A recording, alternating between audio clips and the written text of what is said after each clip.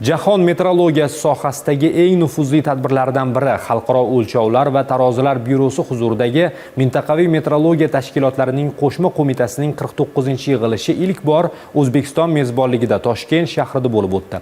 Mazkur anjuman nafaqat mamlakatimiz uchun, balki butun Markaziy Osiyo mintaqasi uchun ham ulkan ahamiyat kasb etadi.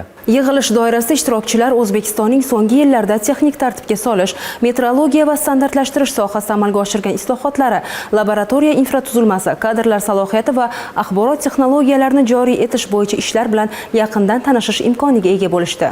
Xalqaro uchrashuvga Amerika, Afrika, Janubiy Koreya, Qozog'iston kabi 20 dan ortiq davlat vakillari kelgan. Mintaqaviy metrologiya tashkilotlarining qo'shma qo'mitasi yilda bir yoki ehtiyojga qarab 2 marotaba uchrashadi. Bu galgi yig'ilishning O'zbekistonda o'tkazilishi mamlakatimizning xalqaro nufuziga ijobiy ta'sir ko'rsatish bilan birga O'zbekiston global metrologiya hamjamiyatining faol va mas'ul ishtirokchisi bo'lishga tayyor ekanligini namoyon etadi. Bugungi tadbirda kvant metrologiyasiga ham alohida e'tibor berilyapti. Aynan ilmiy metrologiya yo'nalishida kvant texnologiyalarining rivojlanishi bu juda ham muhim. Biz ham bu borada hurmatli davlat rahbariga hisobot berib, kvant metrologiya markazini barpo etish loyihasini birinchi qadamini boshladik.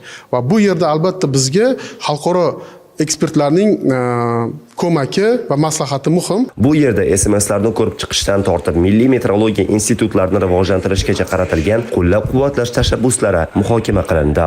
Har yili 2 marotaba o'tkaziladi va bu tadbirlarda mintaqaviy metrologiya tashkilotlari tomonidan olib borilgan ishlar va kelajakdagi rejalar sarhisob qilinadi va o'z o'rnida bu metrologiyani rivojlanishi va xalqaro faoliyatdagi metrologiyaning integratsiyasi avvalambor O'zbekistonni milliy sifat infratuzilmasini rivojlantirish va jahon savdo tashkilotiga qo'shilish bo'yicha qator texnik masalalarni yechadi. Yig'ilishda O'zbekiston Milliy metrologiya instituti, mintaqaviy metrologiya tashkilotlari hamda Xalqaro o'lchovlar va tarozilar byurosida ro'yxatga olingan 28 ta solishtirish loyihalari ishtirok etayotgan bo'lib, shundan 2 tasi tegishli ekspertiza yakuniga ko'ra qo'shimcha 5 ta SMS qatorlar olinishi rejalashtirilgan. Arslon Umarov, Shahzod Karimov, Muhammadali Mamajonov, Ovoz informatsion dasturi uchun.